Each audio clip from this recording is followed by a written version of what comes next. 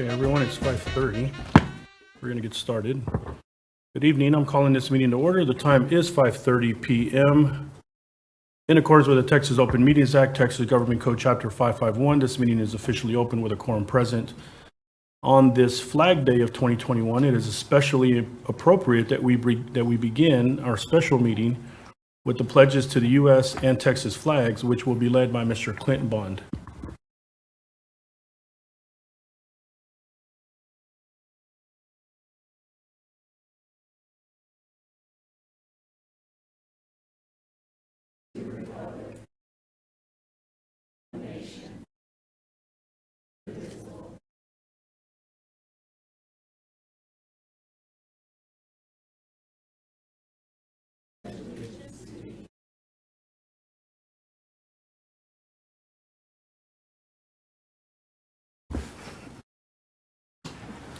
Thank you. We're going to move on to item number 2.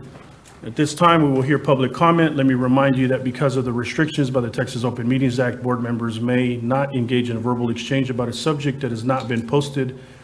We will listen and take notes, but the board is prohibited from responding to any inquiries made during a board meeting on any topic not posted on the agenda. However, the board may reply with 1, a statement of specific factual information given in response to the inquiry, 2, recitation of existing policy in response to the inquiry, or 3, direct the person to visit with staff about the issue. While the board listens to concerns of a general nature, speakers should refrain from mentioning names of individual employees or public officers during their comments.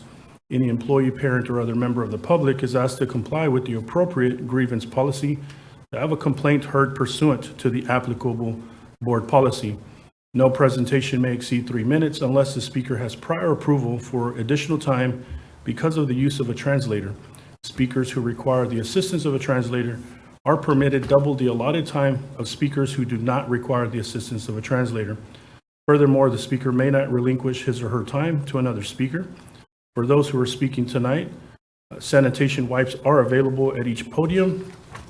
I ask that you please observe these rules for the purpose of effectively accomplishing the business of the meeting in a timely manner. Mr. Bond and Ms. Griffith, are we calling the first speaker?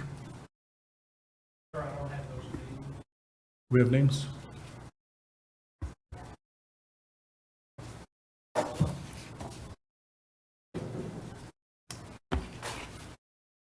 Yes.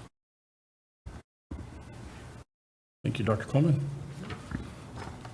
Our first speaker for tonight is Christy Beck. Christy will be followed by Jason Pena.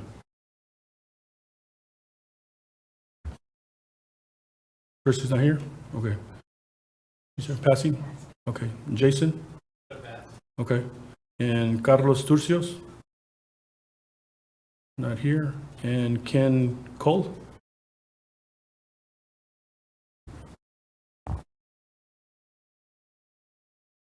Good evening, President Ramos, Dr. Scribner, and members of the Fort Worth ISD Board. My name is Ken Cool, and my daughter is a Fort Worth ISD elementary student. On this great night, when we're going to welcome another community servant to your number, I simply want to remind you as a parent, as you consider the governance and officers, that as a Fort Worth ISD parent, I value and support the importance of racial equity work in the district and what it has done and needs to continue to. The racial equity work needs to continue.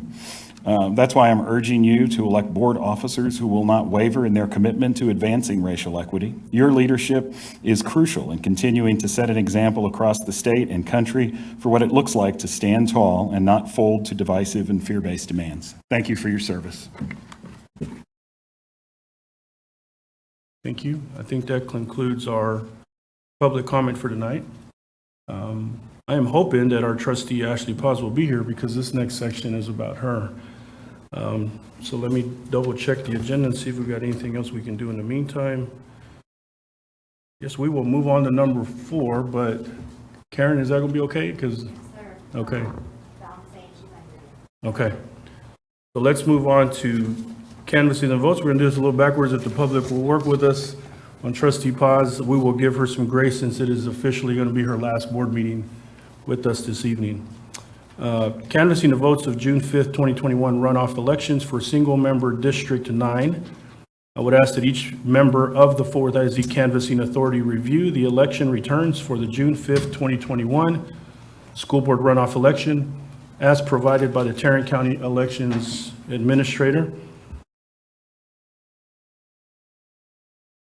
Let's take a pause on that. I gotta be in true Paz fashion. No, I already said this is your last meeting, so we were going to give you some grace. So let me go back. This evening, we're going to go to number 3. This evening, the board wants to recognize and thank Trustee Ashley Paz for her service. Ashley has served with the board since 2013 as a valuable change agent and outspoken advocate for all children. She was instrumental in passing the district's first racial equity policy and introducing restorative discipline practices. Ashley was elected by some of the nation's leading educators to serve a 3-year term on the Executive Committee of Council of the Great City Schools. This is the nation's premier advocacy and research organization that works exclusively on issues that affect large urban school districts. We, the board, have been honored to work with you and want to present you with a plaque in our gratitude. And before we come down to present you as a board with the plaque, I do want to take the point of privilege, as I usually do, to say that the governance work would have not happened in Fort Worth, Texas, had it been for Trustee Ashley Paz. Not only did she sit at the table, but she helped write and author the material that is now being used nationwide, which was instilled here in Texas by TEA. And so this governance framework of how do board members conduct themselves? What is the role of a board? What is the role of a superintendent? She was constantly asking me when I was president the first time to implement governance, and I didn't understand what she meant. I said, well, we're elected, we're governing board members, what else do we need? And she kept saying, no, we need to be focused on student outcomes. And if we're not focusing on student outcomes, then we're politicking. And that's when she got my attention, was that this framework that she sat with folks at the national level in Washington, D.C. is the reason why Fort Worth, Texas gets to be on the front end, and particularly Fort Worth ISD gets to be on the front end of the cutting edge of board members conducting themselves in a way that we are focused on student outcomes. And as the taglines that she was dropping on me back then was that student outcomes won't change until adult behaviors change. And we became mindful as a board, and Ashley Paz, I personally thank you myself for educating me and helping me become a better board member, sending me on my way so that my dissertation was focused on student outcomes. Appreciate you, my friend. So we will, as a board, now come down and present you with the plaque and a token of appreciation. Dr. Scrivener, yes.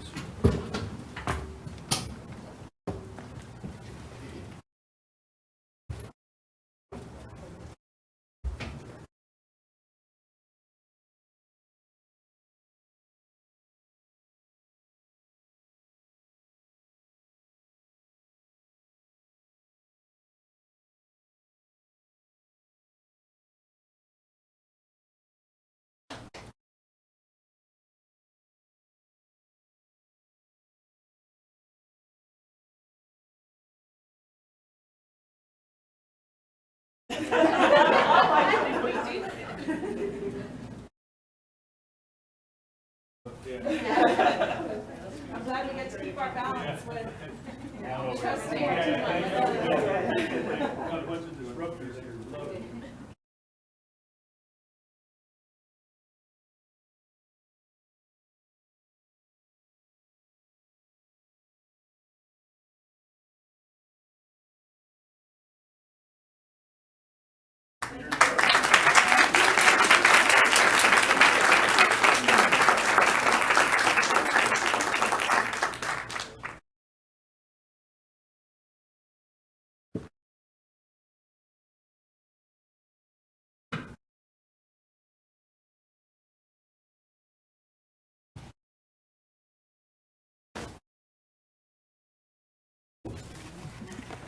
Trustee Paz, if you have any words to share, by all means, the floor is yours. Thank you, President Ramos. Wow, it really echoes inside this petition. Thank you, Jacinto, President Ramos, and I'd like to thank my colleagues for the recognition. I'm going to start crying, but it's not because I just hate being the center of attention, contrary to popular belief. So it's a bittersweet moment. I have truly valued every moment of my service to Fort Worth ISD. Like Jacinto talked about with the governance work, that wasn't just something that came from accident. That actually happened out of an incident where there were several big city urban superintendents who were pushed out of their seats by school board members after controversial elections and after having supporters leave the board. And then, politics got in the way, or politricks as we like to say, got in the way of what was in the best interest of student education and student achievement in those school districts. And it is my opinion that Fort Worth ISD was one of those when we lost our last superintendent. But it happened, and from that unfortunate event, we have been able to bring aboard Superintendent Scribner and pull ourselves together as a board and start focusing really on what matters, and that's the kids. And when I say that we're focusing on the kids, it's not just hemming and hawing and say, oh, we're focusing on the kids now, I'm here for the kids. If you watch Fort Worth ISD school board meetings going back the last year, every single meeting we are talking about student outcomes. How are kids learning in Fort Worth ISD? How are students overcoming the opportunity gap? How is Fort Worth ISD eliminating the opportunity gap for students? Because that is not something that children own. That's something that is a burden on the district to bear. And we have done everything we can to try to overcome those things. And I know that it is kind of a big topic right now with discussing race and racial equity, but this is not controversial subject matter, guys. You cannot talk about student achievement without talking about race and the racial disparities that exist in urban education and in Fort Worth ISD. And if you go back and you look at the data, the same data that we've been looking at every single board meeting for the last several years, you see that those gaps are closing. And unfortunately, COVID happened. But just like with every unfortunate time that we have had in public education, we're going to rise from those ashes and we're going to come back better and stronger for kids. And I have nothing but respect and admiration for everyone who sits on this dais with me and who has for the last 8 years and on. It takes a lot to just put your name on the ballot. Running an election is hard, but actually serving and governing is when the real work starts. And to Roxanne Martinez, girl, I'm glad that you're a mama and you've got kids here in Fort Worth ISD, because those two in the back row are the reason that I have done everything that I have. And I know that you're a fighter and you're going to show up for them just like I have. And man, I'm going to stop looking at you because I'm going to really start crying. So you've never known me to be short-winded. So with that, I'll give you all pause. And I just am grateful to everyone and to our staff. I'm not going to go down the list. I will see you all individually when we have our recess. But thank you all so much. There are 2 important pieces of business that I would like to point out. One is tonight on our agenda, our school board is going to be discussing our officer selection process. Since I won't be here, or I'll be sitting out in the audience with you all for that conversation, I would like to just remind our board of the work that we have done on the policy committee And over the last year with the policy committee, it hasn't been a high priority because we've had bigger fish to fry. But we have worked with the board, and we have created some suggestions for how we can create a better process for selecting our officers and taking the politics out of that process. And I've shared those notes from that meeting with President Ramos. And hopefully that can be a part of the conversation. And I know both Trustee Evans and Trustee Phillips were on the board or in that committee, and they were both instrumental in having those conversations and bringing in just a new perspective that we hadn't had for a long time. So I appreciate both of you for working with me, and Trustee Robbins, who's no longer here on the board.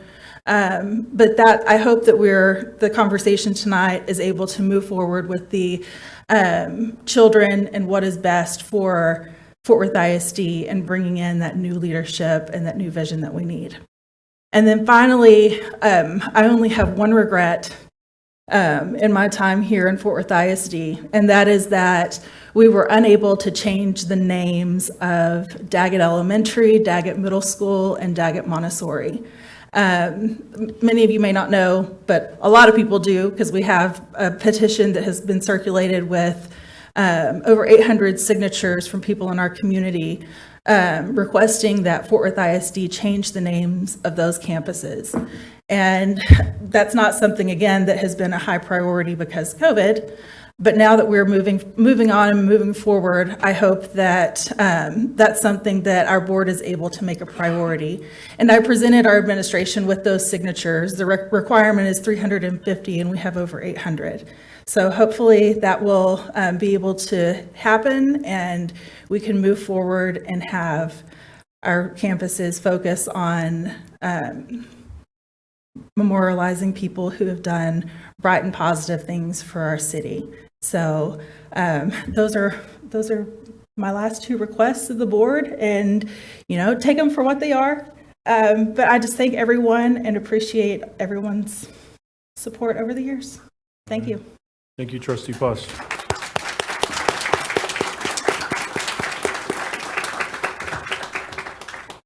We are now up to canvassing of the votes for the June 5th runoff election. This evening, I will serve as the presiding officer of the Fort Worth ISD Canvassing Authority. June 5th, 2021, a runoff election was held for Fort Worth ISD Trustee District 9 pursuant to Section 67.003 of the Election Code. Canvassing of votes by the Fort Worth ISD Board of Education must occur no later than the 11th day after the runoff election date. State law, Section 67.004, Texas Election Code provides that 2 members of the school board constitute a quorum. For the purpose of canvassing the June 5th, 2021 Fort Worth ISD School Board runoff election, I find that we have a quorum present. So now officially on the number 4, I would ask that each member of the Fort Worth ISD Canvassing Authority review the election returns for the June 5th, 2021 School Board runoff election as provided by the Tarrant County Elections Administrator. I'll give you some time to review.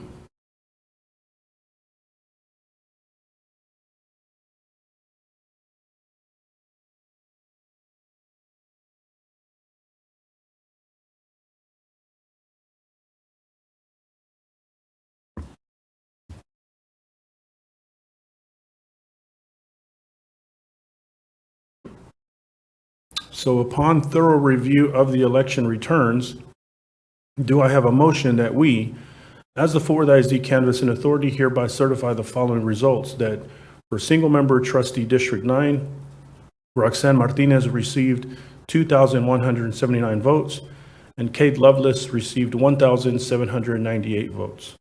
Looks like I have a motion by Trustee Toby Jackson. We have a second by Trustee Ashley Paz. Do we have any discussion?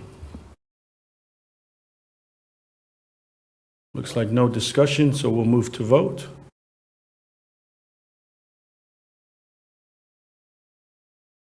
Motion passes 9-4 and 0 against. This action certifies the results and approves the action of adopting canvassing results. I present the Fort Worth ISD Board of Education formal resolution and order declaring results of the June 5th, 2021 trustee runoff election for District 9. Do I have a motion to approve the resolution and order for declaring the results of the June 5th, 2021 trustee runoff election for District 9 be adopted by the board? We have a motion by Trustee Ashley Paz, and we have a second by Dr. Michael Ryan. Do we have any discussion? Looks like we have no discussion. Please move to vote.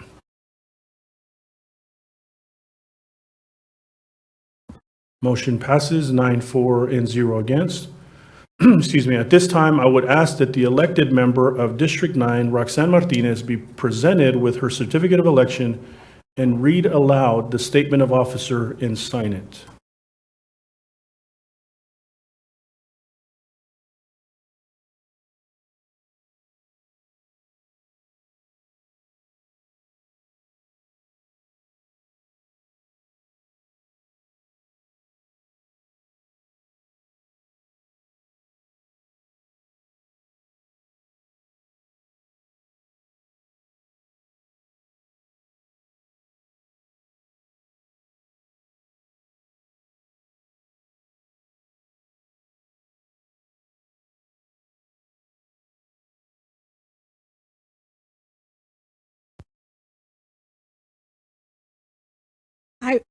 I, Roxanne Martinez, do solemnly swear or affirm that I have not directly or indirectly paid, offered, promised to pay, contributed, or promised to contribute any money or thing of value, or promised any public office or employment for the giving or withholding of a vote at the election at which I was elected as a reward to secure my appointment or confirmation, whichever the case may be, so help me God.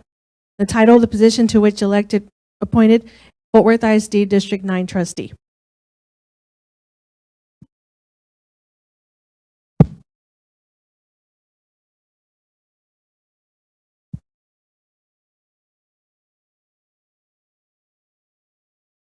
Now, Roxanne, you will take your oath of office and sign after it has been administered. If you have family or friends to join you, they may come forward at this time.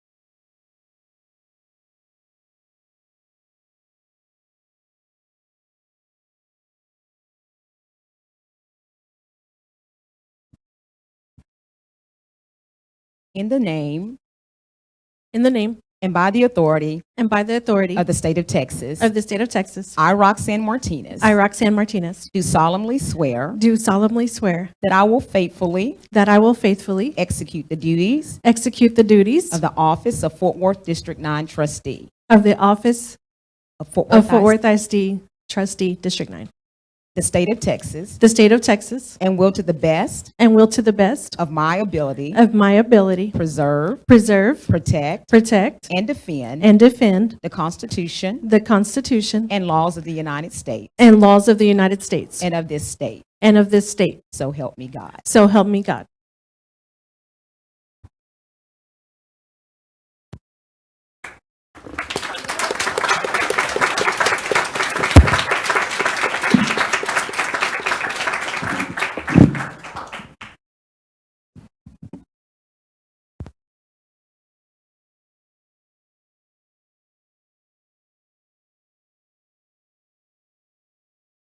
Congratulations, Trustee Roxanne Martinez.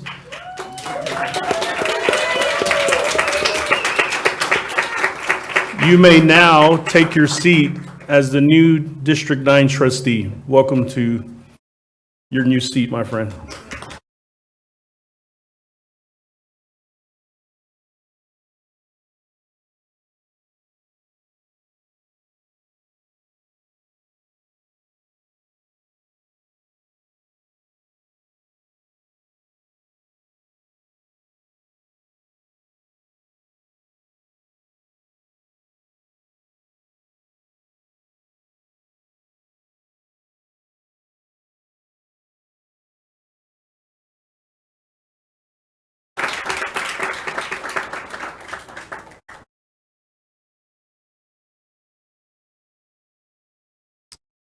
Okay, we are now up to agenda item number 8, which would be discussion on governance and roles of board trustees. We will take a pause, a 10-minute break for Trustee Martinez to visit with her friends and supporters, and then the rest of us will go to the back and we'll engage in a conversation about this item. We'll see you back there, Trustee Martinez, in a bit.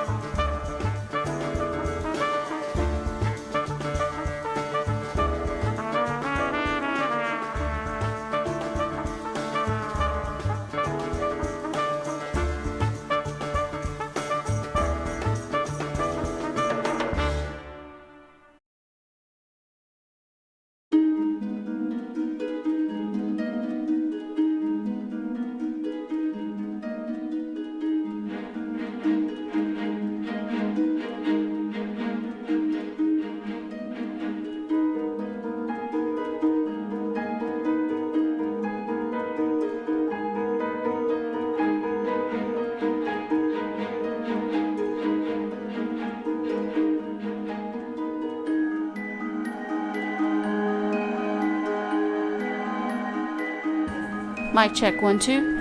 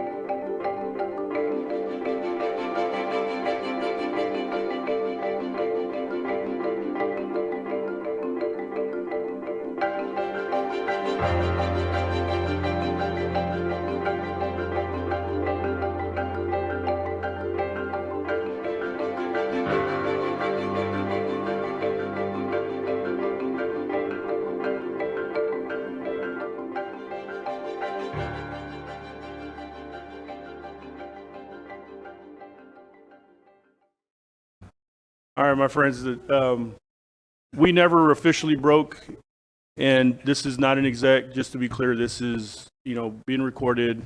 So anytime you speak, I'll ask that you please turn your mic on, and you'll know it's on when you see the little red light for our new colleagues back here. So the topic on the agenda is governance and board officers, and I informed my colleagues that were at agenda review that as I get ready to transition out of the seat, I did this the last time. And there's reasons for that from my perspective. One, as you heard from Trustee Paz, that how the governance work came from the council to Fort Worth. That was a brief history. She's noted as one of the authors of the work at the national level, which is being done everywhere from Alaska all the way to the Virgin Islands. So it's definitely gone national, and Fort Worth is on the front end of all of that work because of that. So that's the governance piece. I'm hopeful that as we consider new officers, that we continue the professional development mindset of continuously getting better as board members. I think my personal thoughts would be that we prepare to go into a team of 10 workshop, which would allow us an opportunity to get to know our two newest colleagues, welcome you, and also to have just an overview of kind of what the culture has been. And I'm one of those that I'm always game to change the culture. If it's about improving how we get better, I think that your perspectives are going to be valuable. We had agreements that sit on the wall, and I think it's time to revisit those to see, that if you agree with what the previous board had put together, and also adding your flavor as the two newest trustees, and then for us that have been here, that we get a chance to review and adjust, because as when we went through some situations here during COVID, I myself violated the agreements, and I had a lot of respect for my colleagues who said, hey, I think you violated the agreements. But what we talk about is creating a brave space in this boardroom, not a safe space. A safe space is typically designed to keep those with positional power feeling comfortable and continuing to have positional power. A brave space means that all of our perspectives are welcomed. Maybe I don't always like it. Maybe you won't always like it, but that they're welcomed and that each voice matters around this table.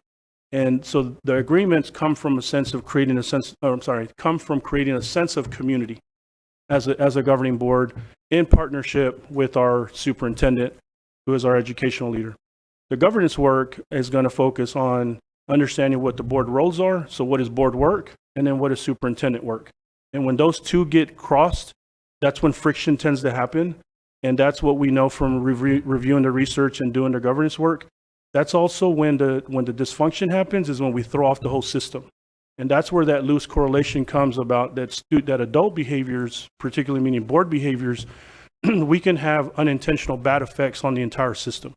So another hope is that we will roll into not only a team of 10, but also then roll into a 2-day governance workshop, because it's recommended that we do it every 2 years anyway. So that's that part. The board officers, my colleagues that have been on the board with me know that I try to be pretty direct and pretty frank. I don't like sugarcoating some of the hottest topics, because I think that if I'm playing games and we're playing games with that, then that'll eventually come out. When it comes out, you're gonna want to look at me and say, what were you doing? Why weren't you honest with us? So that also comes from my work with young people, where I feel that if I'm not being real, then I'm up to something. So fully transparent, the board officers has historically, not only here, but statewide and nationwide, has been a really disruptive process. And I don't know that anyone's really got this thing figured out yet. When we first made agreements, we had a conversation about who wanted to be board president in a couple of years when I was done with the role. At that time, we had Norman Robbins, CJ Evans, and Quentin Phillips, who raised their hands and said, we have interest in being board president at some time. Trustee Paz has served in that role. I'm sorry, not Trustee Paz. Trustee Jackson has served in that role. I've served in that role, and that pretty much puts us in a situation where we've had a lot of board turnover, which isn't bad, and it can definitely be good. So we have some history, and we have new perspectives at the table. So the board officer's role historically is what I want to get rid of. This is an I statement. This is my I statement from the agreements. I don't want the board officer roles to be disruptive, because when feelings get hurt and politics happen, then when that takes place, the trust gets violated immediately. And if we violate the trust with one another, we're going to have a hard time working together. And so the governance work is focused around that integrity word. And the terms that we use is anytime that I breach my integrity, I have to realize that I am the genesis of transformation. And if I did that, then I have a responsibility to come and correct that with the board. So I've tried my best with everything that I've had on my plate to be a board president that adheres to the walking quorum, that I don't create walking quorums, that I adhere to the policies of this board, that I not be too involved in the day-to-day of administration, and particularly with this gentleman next to me, so that the salary that we pay him, he can actually do the job. So in that, I know I've probably made a bunch of mistakes and a bunch of errors, which I think also put us in a position to be able to have a conversation in a bit about what those expectations might be of our board officers, because as you see, we're going to start getting some community input, probably on multiple sides of that. But if we as a board have that convo, and we have, well, not just a conversation, and we have a dialogue about this, then I'm certain that we can come to a pretty good understanding of what we want from our next round of leadership moving into the next 2 years with 2 new perspectives in the room. I've said a lot. With that, I do want to take a pause and come to Trustee Evans and Trustee Phillips, who were working with Trustee Paz and Robbins at that time, and the administrative team, to review what was out there, what's being done well, what's not being done well. How do we get better as a Forward ISD board, particularly with this hot topic? So turn it over to you two, my friends. Indeed. Thank you so much, President Ramos. So when you mention the culture change aspect of things, that's definitely where my head was at, the I statement aspect of things, right? Because when I first got elected to the board, one of the first things out the gate was, we're going to elect new officers. Well, how do we do that? Well, no one knows. It's like, okay, so how do we get a president? Well, such and such might call you, or this might happen, and it's just, there really was no true rhyme or reason to how we even elected officers in the first place. And like, again, I statement, I found that to be problematic. And I know I speak for others, but, just using the I statement aspect of, with something this important as far as being tasked with the responsibility of governing, now in the 12th largest city in the United States, literally thousands of employees, it's like thousands of students. We should have some sort of better processes about what it looks like in order to be able to select what board officers look like. So very thankfully, and I'm not just saying it because she's in the room now, but very thankfully to Trustee Ashley Paz, she was the head of the policy committee at the time, and she led well, like she did throughout her entire tenure, on trying to make sure that it wasn't just something that was preferential, but that we actually were looking and reviewing what was happening in school governance across the nation, what were best practices. And much like President Ramos alluded to just a moment ago, there was not very much in place about board officers. Everyone just kind of did it the way they did it, and there really wasn't a real process in place. So with that being the case, Trustee Robbins at the time, Trustee Paz, who was leading us, and a couple of rookies, CJ and myself, we were able to just start diving into what should it really look like. What we were able to come up with, and Trustee Paz said out front that she, was able to provide her notes. So in case I miss anything, would definitely like to refer eventually to what she was actually putting in the notes. But the large gist of what it was that we were coming up with is that, we wanted this process to be to where, to the best of our ability, eliminating the politics aspect of it. One of the ways that we thought that may be a good way to do it is is to, one, eliminate one position, which would be the second vice president, which is my position right now. So I will be eliminated from that position. Not a problem. But because right now we have president, we have second vice president, we have secretary, and what's the other position we have? President first, second, and secretary. Mm-hmm. And so it was like, there's really not much need for the second vice president aspect. Really, because if we have a president, a vice president, and a secretary, In the event that the president and the first vice president are gone, the secretary can then conduct the meetings as well. And if you got to keep going down the line, eventually you probably don't even have enough to do a meeting. So it's like that's really not a position that's even necessarily needed as the second vice president. From there, with the 3 remaining roles, we were thinking that if you have 2, so if you become president, you have 2 years in that seat instead of doing this every year. And simply for the fact of it really takes 2 years for you to get almost anything done, right? If you have the 1 year, you might get a few things accomplished, but the turnover is right around, and here we go again. Who's the next board officers again? At least given the opportunity for pass, fail, whatever it may look like, but at least the person's in that office for a period of time to really be able to affect whatever the culture is going to look like for that particular board at the time. So, and then that being the 2-year terms for all those people in the position. So 2-year term for president, 2-year term for vice president, 2-year term for secretary. In those particular positions, having that succession plan already in place. So whoever is the vice president during that 2-year time, they're going to become the president when that 2-year time is over. They've already been there. They've already been serving. They've already been that second person, that second go-to person. They simply move up. The secretary at the time moves up to the vice president, and then we go through the process of what it looks like, which we can more than capable of coming up with together, of what it looks like to get a secretary in the seat. And from that point, we know exactly who's doing what, when they're doing it. It's a succession plan. It eliminates a lot of the political aspect of things that should happen along the way. But we just really thought that was a pretty safe, smart plan to try to implement, really for the sake of continuity, really for the sake of being able to implement a true culture, eliminating some of the political aspects that may come into that, and do exactly what has been talked about tonight and focus on student outcomes, because we already know what the other part of that looks like. So in many ways, kind of getting the adult out the way so we can actually focus on what's important and what we're signing up to do here. So that's for the most part my gist of things that we were able to get from the committee. Trustee Evans, I might have covered it. I might have missed something. Whatever you thought you would like to add to that, please feel free to do so. Thank you, Trustee Phillips. I think you covered it all, and it seems like a lot to lay down and go through now, but once we get it up and going in 2-3 years, we're not everybody's not all angsty about who's going to be president. It's going to be who are we lining up or putting in the chute as secretary 6 years down the road, or really 4 years, So I think in the long run, it'll make for a much smoother process. And then that focus will be just on those new board officers coming up, and then the leadership training that can happen during that time in the chute. And then the continuity, even when a president isn't available, VP can call the meeting, and then maybe the secretary call the meeting, kind of some of that lateral training and working together. So. Thank you.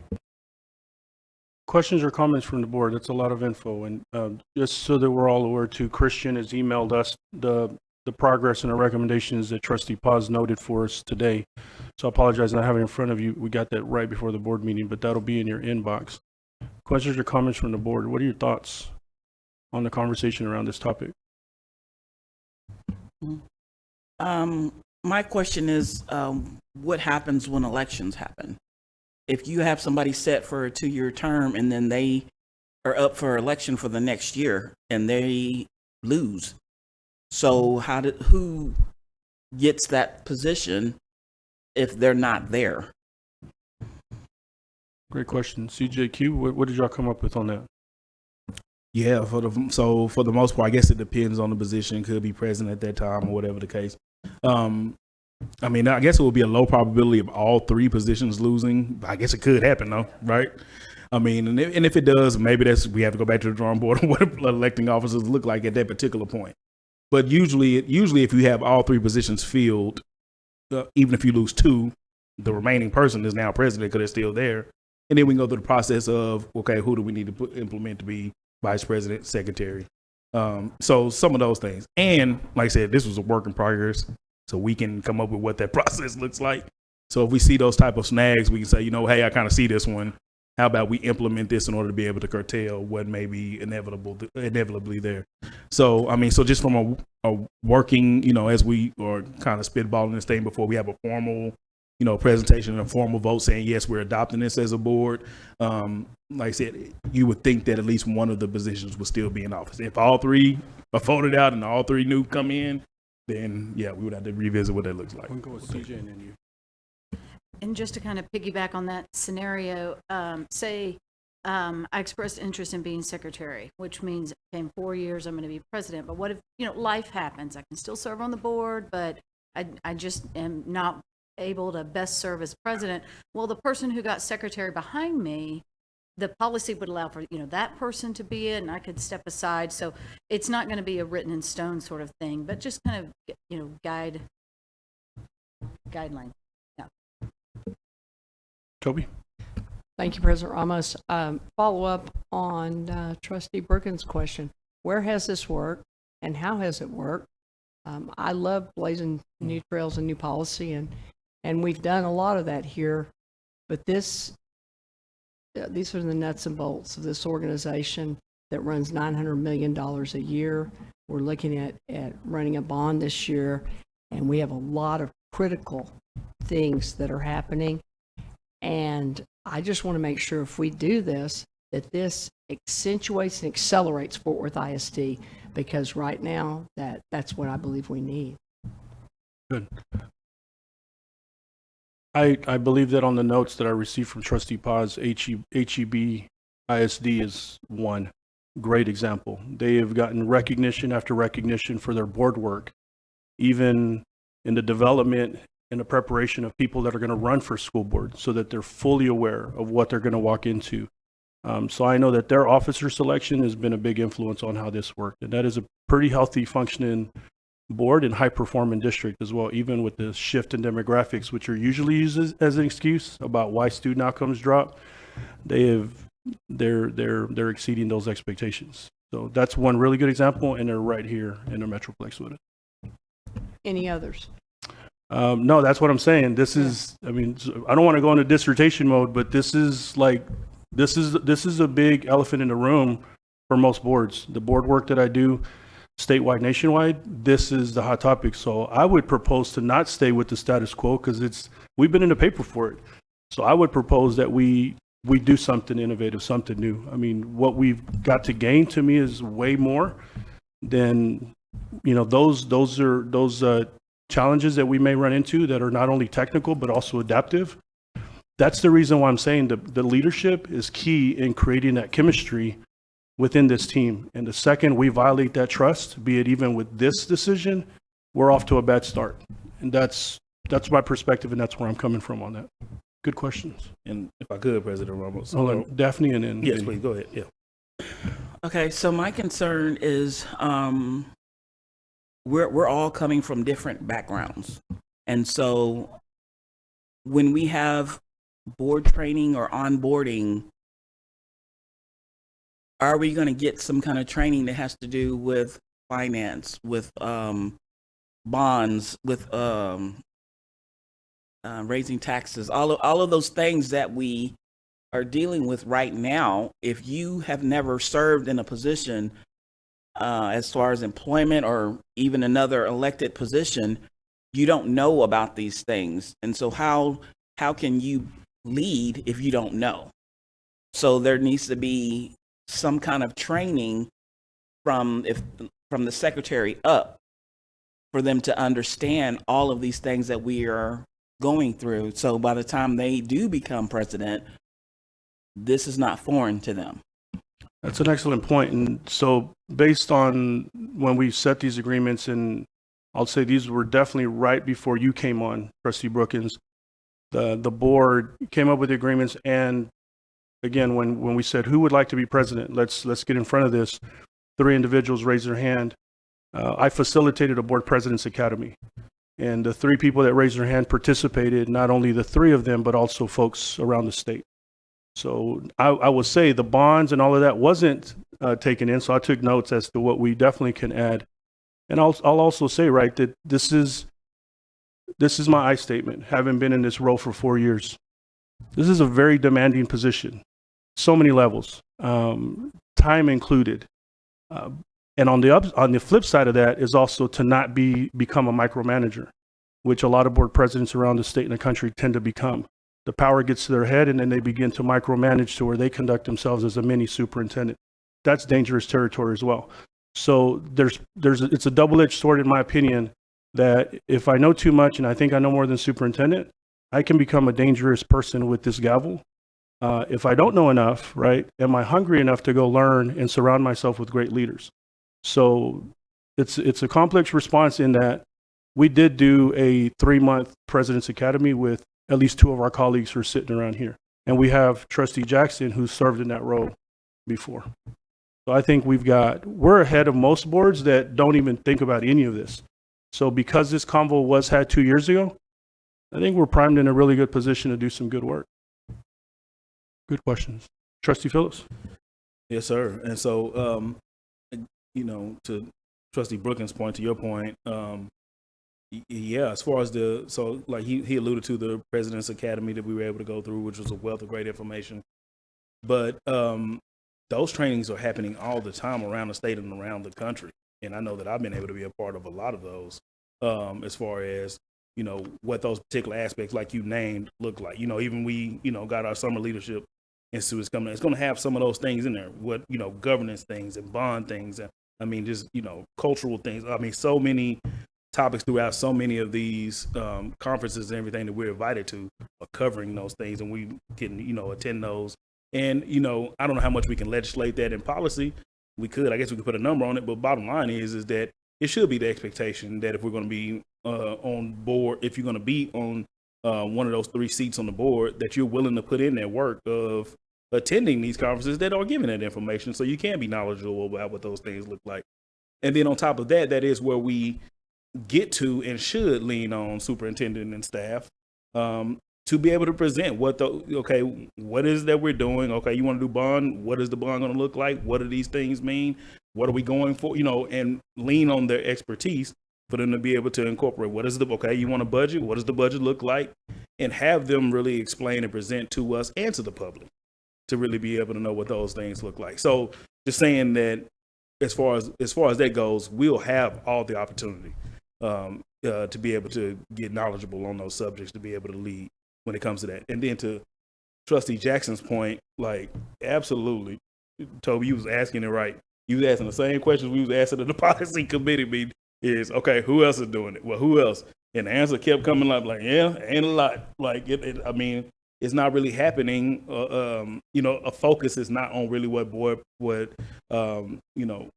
true policy as far as board officers and everything look like. Everybody's kind of freestyling, including us. So it behooves us to try to get something in place.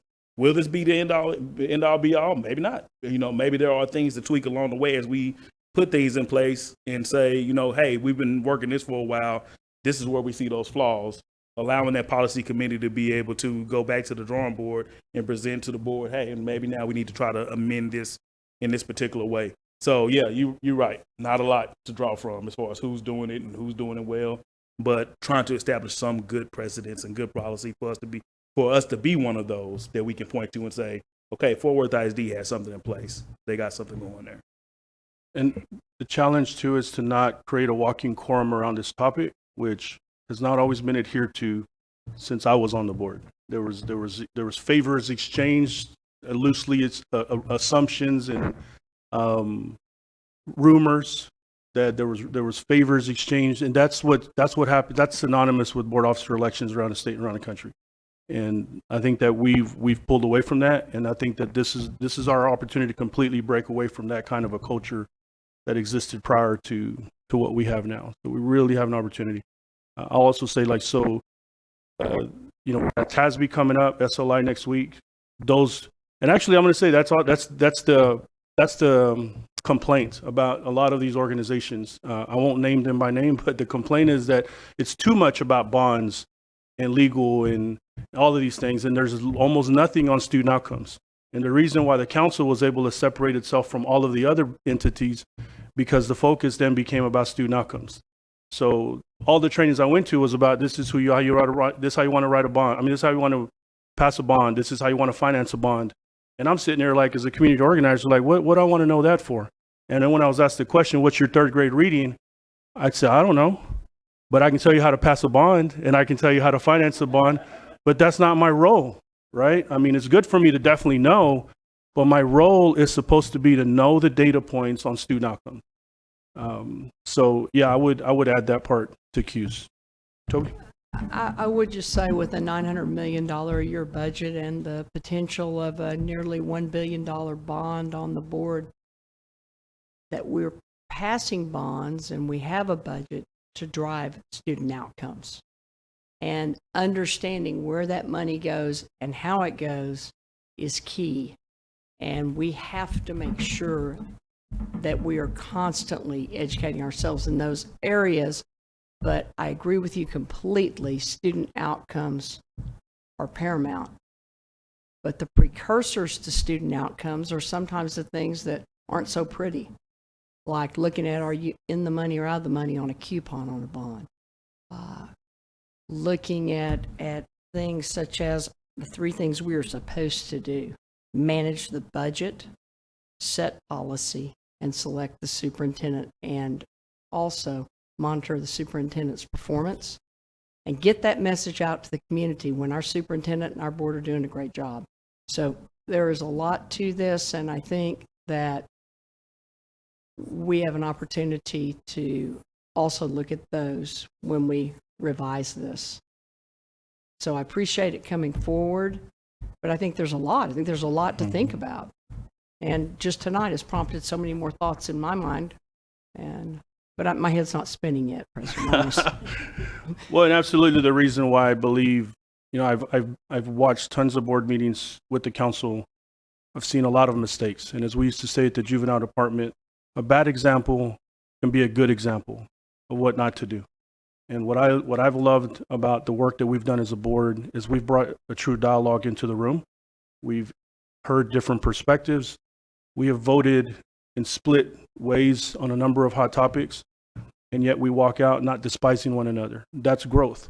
So this one is one that I didn't want to let go by as I'm nearing the end of my time with this role, and I took it serious. So I wanted to make sure that we have clarity moving forward on how to handle this.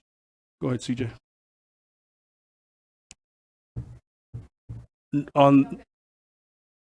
Yeah, no, it's not gonna be in, because I'm gonna do one brief activity and then I want to be able to I want to hear all voices, because not every voice has been heard just yet. But by all means. Sorry. All right. You know, kind of talking about the elephant in the room, we're talking about this policy that it will probably not even come for first reading till early fall. And we're making the vote next meeting. So what's not being talked about here is, even though President Ramos served 2 terms and the president before him, I believe, was Trustee Jackson, were you immediately before President Ramos?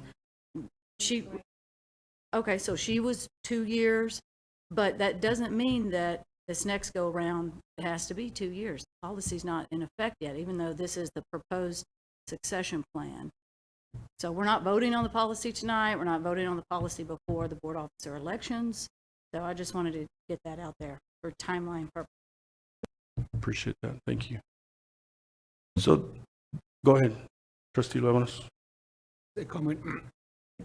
I like how this board is committed to the racial equity work that Trustee Paz and Ashley and those before me came to place, and I invite all of you to continue to work on whoever gets elected to be president, first VP, second VP, secretary, to continue to work, to continue to do the work on the racial equity. We have one speaker that issue today, so whoever gets elected, just to thank you for all your work you do on racial equity.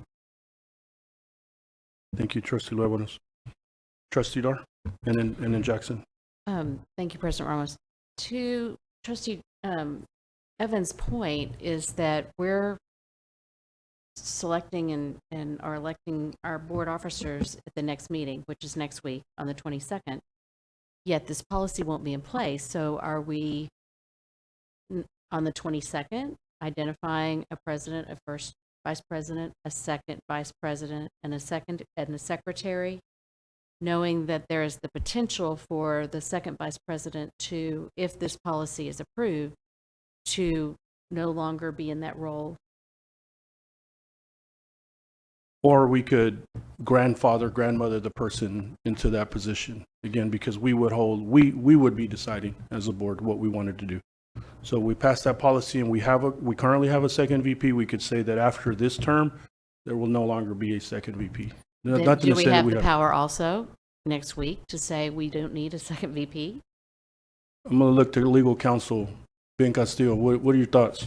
Technically, we'd be violating. Oh. Will you use the mic right there? Sorry. We can do that, but technically we wouldn't be following our current board policy. So we could get challenged on that. I mean, it's a local policy. It's not a legal policy, but it's never good practice to break our own local policy. I completely agree. Okay, just asking about, I'm a logistics gal, so Yeah. just trying to kind of sort through this in my mind. And I hear all that and I support this. I also, I like being intentional. I like knowing that there's a plan. I appreciate the work that this policy committee has done in order to think through this process. And I like the transparency of it all as well. Trustee Jackson? I agree with what Trustee Dar just said, and with that, President Ramos, I have to say thank you, because you may have actually done something as an outgoing president that nobody's done, left some work on the table that can actually be done for 12 months later or 9 months later, and actually change culture, even though you're not the president. So that, I have to say high praise on that one. And I think this could be a great team builder. We have such a young board now, so different than when you and I came here. And I think we've got the guts. I think we're bold enough to do this. And I like it. And I liked your answer. Grandmother, grandfather. Grandpappy, grandmammy. Grand person, to be gender neutral. Grand folks. Yes. So then the final part I want to do is just have a go around or give you a chance to use that blank piece of paper and take some notes down as to what we're going to call this an expectations brief activity. What expectations would you, these are your I statements, what expectations would you have of two main roles? Whoever our next president is, what are the expectations you would have of them? And then the second one is going to be, what expectations would you have of the board officers? I think it's important to be clear on what our expectations would be, because then when that person or those persons take that role, that we have another conversation. Again, I think this would be a great team of 10 convo, so that whomever those human beings are that take those roles could say, hey, board, I'm not going to adhere, I cannot meet this expectation. I've worked with other boards where somebody will say, hey, when things go bad, president, I want you to take all the hits. And when things go good, give all of us praise, right? It's good to know what the expectations are for the person that's going to be entering that role. So if you take some time to reflect and. Can you say the two things again, please? Yes. What are your expectations of our next president? And what are your expectations of our next board officers?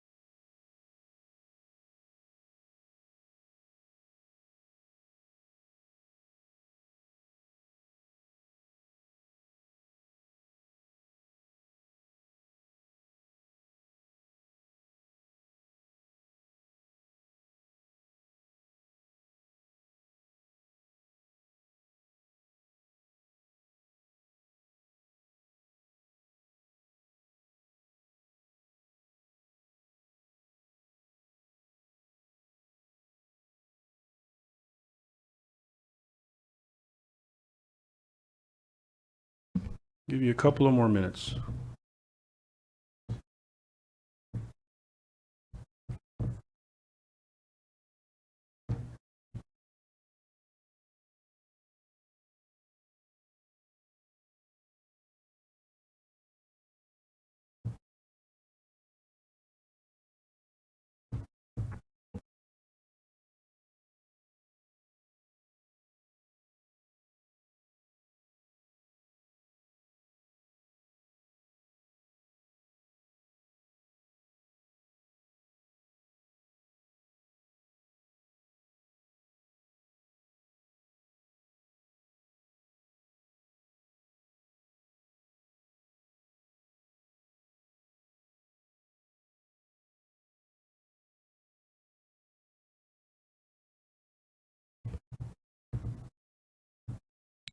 Okay, for the sake of time, I've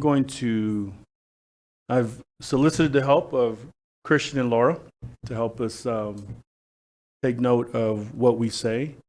We'll begin with board officers. If you would narrow it down to your top 3 to 5 expectations, and the same for board president. Your top 3 to 5. Now, I'll also encourage you to share your entire list with Laura and Christian, as comfortable as you are with that, so that we can compile a document for our review at our board meeting.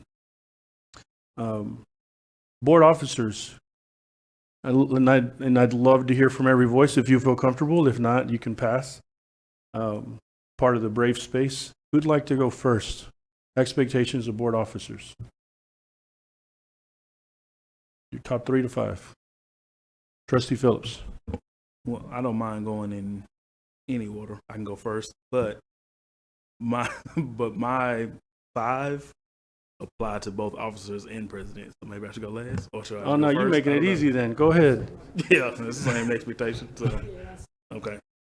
All right. So so with that being the case, one, and I really do feel this is the case across the board with everyone. So it's not even a real worry of mine, but it is take it seriously, right? I mean, if we are going to appoint one of us and our peers are willing to say that you willing to have that leadership position, then actually take it seriously with everything that entails, right? 2, being willing to push the culture forward. When myself and Trustee Dar, Trustee Evans were able to come in at the same time, I mean, that was a monumental shift in Fort Worth ISD. And so I'm very proud to be with these ladies and to be a part of that culture change. And I want to see that continue to go forward, because now we have Trustee Martinez, we have the good doctor over there. And so, I want to see us to be able to really push the culture forward to what is Fort Worth ISD now? What is it that we should be doing with our current board, and not just practices because it's the way that it's always been done. 3rd is transparent communication. Just let everybody know what's going on, what's happening, because it's still all our board. Just because you get a title doesn't put you in any different position. You're not representing your particular district any harder than you would at any other given point in time, and we're representing people and students out there. So the transparent communication. Fourthly is the inclusivity aspect of things. Team of 10. We say that, and it sounds cliche. It's a little cheesy and all that, but hopefully we mean that, right? That us 10 together, and that includes the superintendent, are actually working for what's best for this district and for student outcome. And so hopefully that's what we have in place, is that everyone feels like they truly have a voice to be able to say their say in here, and that's attended to. And then lastly, it will be to listen to our colleagues around the room, because all of y'all are brilliant. Your community, our community of Fort Worth, did say, I want that person in that room representing us and representing our students. So that means that you have the blessing of the city of Fort Worth to be able to do that. So I want to see us be inclusive in that, to where we are listening to what you have to say and those brilliant ideas, that we all can push this whole thing forward. And so listening on that part, and then listening to the superintendent and the A team, because they are the educational expert when it comes to this whole thing. And his job is on the line all the time, not ours, right? I mean, I guess ours is, we ain't got no job. We don't get paid for this, right? And if we get out of this seat, it's another community representative is going to come into the seat. So we still get to work with them, and they still have our interest in mind. But the superintendent, this is actually his job and his staff. So listening to them and really equipping them for what they need to do to really make this the best district that we know that it can be. So sorry if that's long-winded, but those are my 5 that came It's to your mind. floor, sir. Who'd like to go next? Thank you. Oh, those were good, Quentin. And what fool volunteers to speak after Quentin? This fool today. This board, the officers have got to be focused on student outcomes. And we cannot focus on student outcomes without focusing on equity. It is not possible, period, the end. Whether it's racial equity or disability equity or gender equity, we cannot focus on outcomes without focusing on equity. I had the other one that I'm just going to mention too, because Quentin touched on a lot of what I already had on my piece of paper, but we are in the final stages, hopefully, of a pandemic. And we are, Fort Worth ISD cannot get these kids where they need to be by ourselves. This is going to take a citywide effort.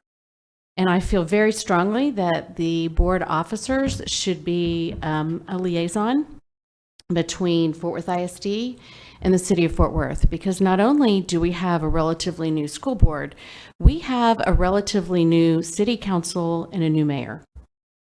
And if we want, not we, Fort Worth ISD Board of Trustees, we, the city of Fort Worth, if we want a school district that is worthy of praise and worthy of respect and worthy of our students, then we all have to work together as a community.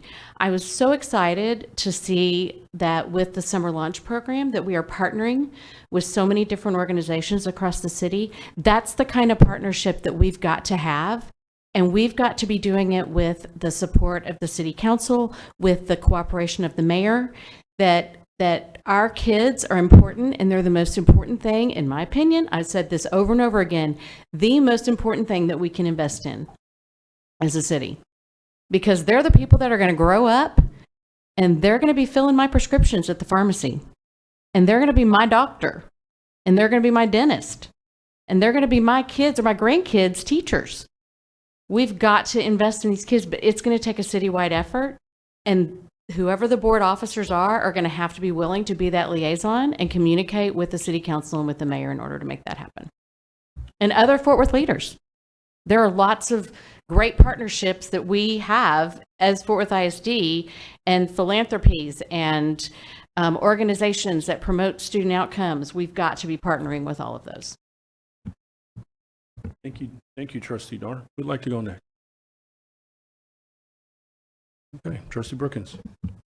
I totally agree with everything you just said. That's it in a nutshell. We can't work in silos. We have to work as a village in order to turn this thing around, because our kids need our support, not just our support, but the community support. So a lot of the stuff that Q said, make sure we stay student focused. Work with our leadership to come up with a strong academic recovery plan. If we can't do a 5-year plan, we definitely can do a strong 3-year plan. Accountability, transparency, communication, open dialogue, strong committees. We got a lot of talent on this board. We need to utilize our talents in order to help our leadership. Again, take it seriously.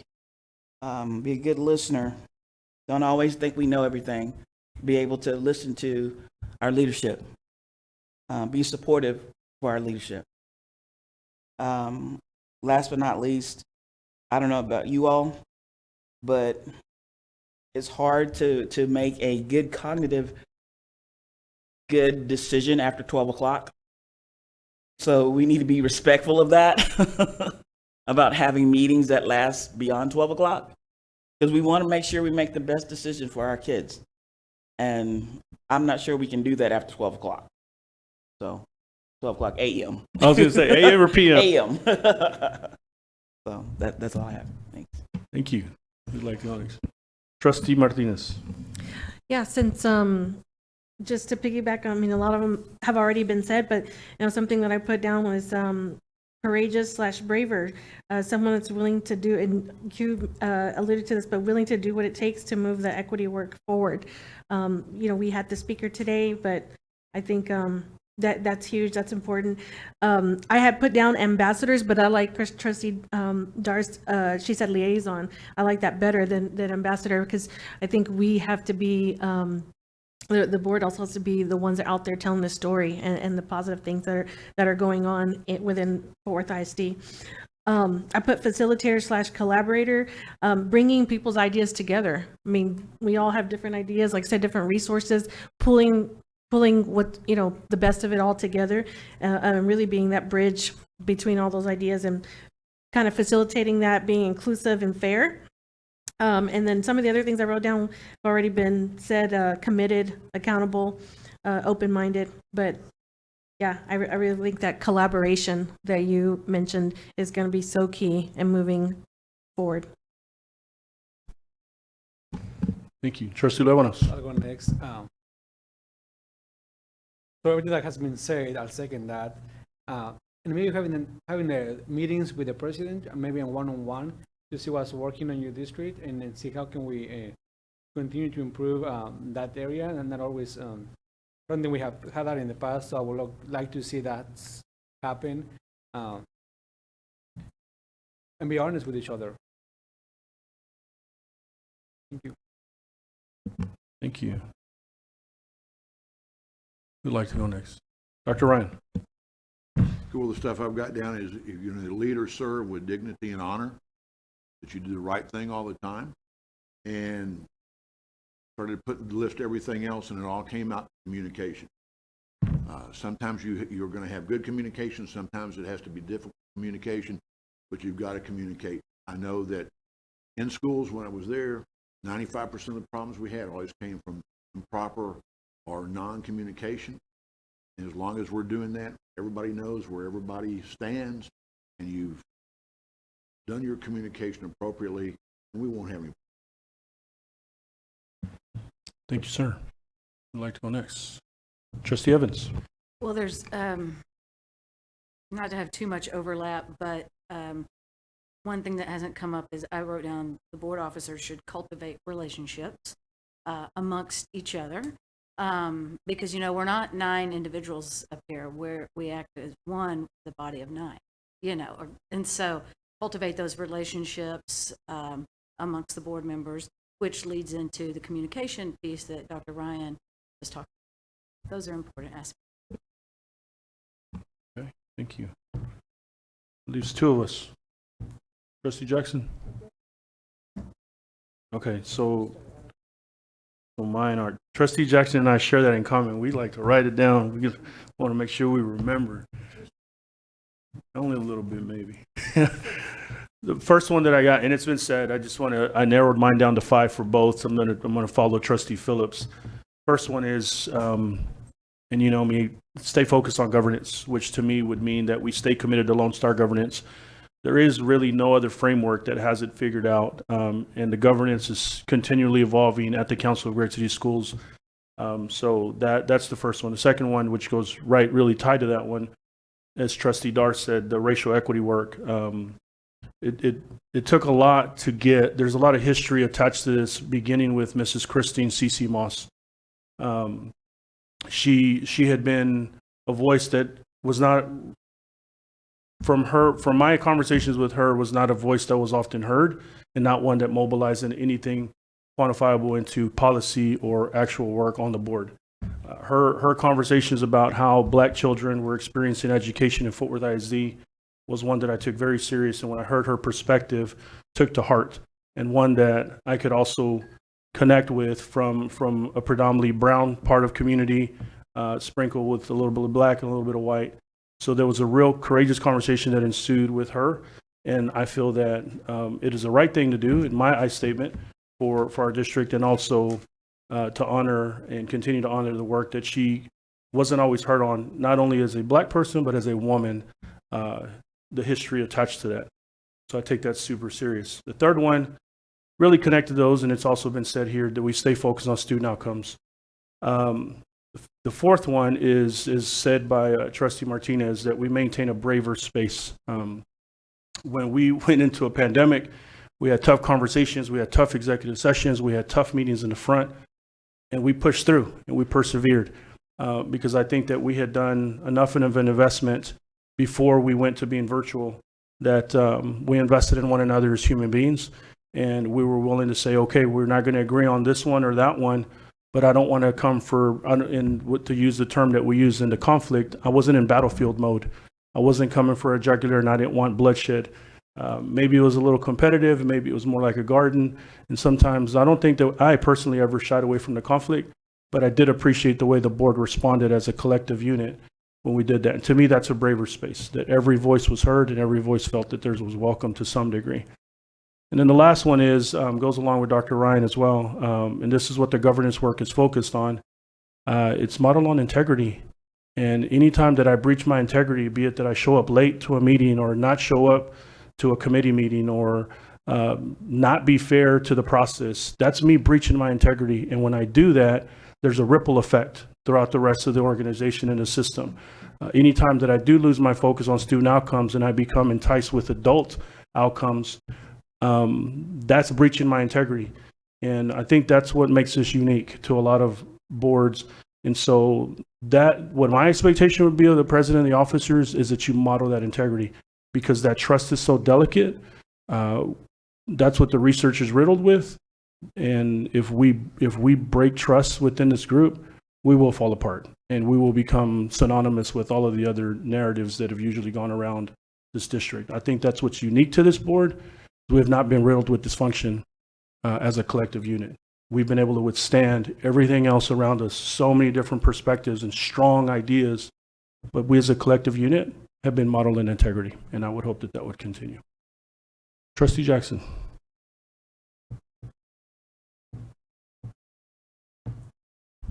Thank you, President Ramos. I just want to say that everybody in this room, I had to rewrite, because everything that was said was a little bit of a piece of what I had on my paper. So now look at it. But thank you. First and foremost, we have to work together, because the core of every policy in this district needs two things. One is that it addresses equity, not only by race, but by gender, and also by special needs groups. And we have to advocate for all of our stakeholders in policy. And I don't know that we've always been able to do that. And there are a lot of policies that we have here that we write that are very hard to keep up with, because they're our local policy, not TASB policy. So that's something we have to do. It's an opportunity. It's an opportunity. If you want to talk about trailblazing, that's a huge opportunity. We need the next team of officers in this board to create a calendar, and Trustee Evans has talked about this, where all departments report. It's essential now, because we have so many young trustees with fresh eyes and fresh ears. And that it'll be bold leadership, and it'll also be tough leadership, because it'll be tough on the staff. But once we get into that mindset and roll it, it's going to make us all better. Communication, as you all have said, is key. And the most important thing is to serve with integrity and transparency, and in the best interest of our most precious resource, and that's our kids. And again, we have to be at our best every time in this room. And if we're not, we're letting our kids down. And that's one thing that I think everybody in this room understands, but it's another thing for us to actually walk that walk. And so I challenge each of us to walk that walk. And finally, I think that we all have to have an open mind. I've learned so much from everybody in this room. And sometimes 6 months later, I hear that voice in my head. That's what they meant. And it allows me to change behaviors or be better in a meeting because I listened. And so there's a reason we have 2 ears and 1, to quote Lily Biggin. Anyway, thank you for the time, President Ramos. Thank you, Trustee Jackson. Thoughts or comments? I think hopefully that the dialogue helps us prepare for whatever might come Tuesday. Trustee Dar? I'd like to say thank you to you, President Ramos, because when I first started serving on this board, you recognized that there were 3 new faces around the table, soon to be 4, and you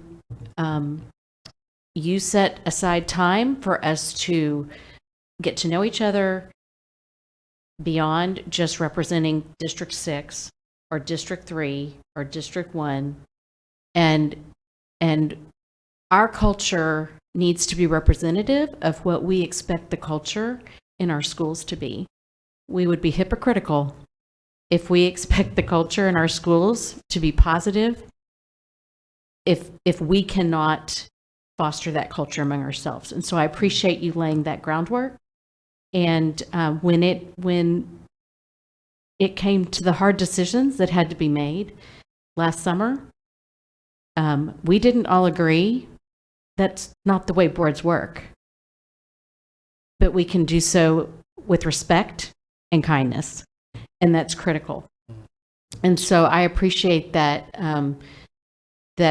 that you fostered that initially when you first became president and began building this board to be a functioning team. I represent District 6, but I serve every kid in Fort Worth ISD. And that we are functioning together as a team, not always agreeing. We're not always going to vote unanimously, nor should we. We represent very, very different parts of Fort Worth. But we can do so respectfully and in kind ways. And we need to be modeling the culture that Dr. Scribner and the A-team is going to be fostering on the campuses, that the principals are then going to be working with their staff to build. And if we can't do that, we can't expect anybody else in this district to. True. Thank you. Any other closing comments or questions from any of my colleagues? Okay. So next week, not next week, on the agenda for the process to happen. Yes, it'll be. So we can have further comment. Yeah, we'll have further comment at that time. And just, again, the big reason for me doing this is to not create a walking quorum, which is customary. It's just a pattern that I've noticed from board to board to board to board. And I'll use my colleagues in Houston ISD, watch their board meeting when they chose officers in May. They went round and round and round and round, and it was obvious they did not have a walking quorum. It was a lot of 4 or 5 votes, 5 different human beings, and nobody could get the president's seat. And then they paused, and then they picked it up the following day, and then they came up with their own way to be able to determine how that would be. And I won't share that here because then I'll leave that for you for homework. But they ended up having to have 2 meetings. Because by not having a walking quorum and adhering to the laws of how this is designed can also be problematic, but it's also the way the law is written.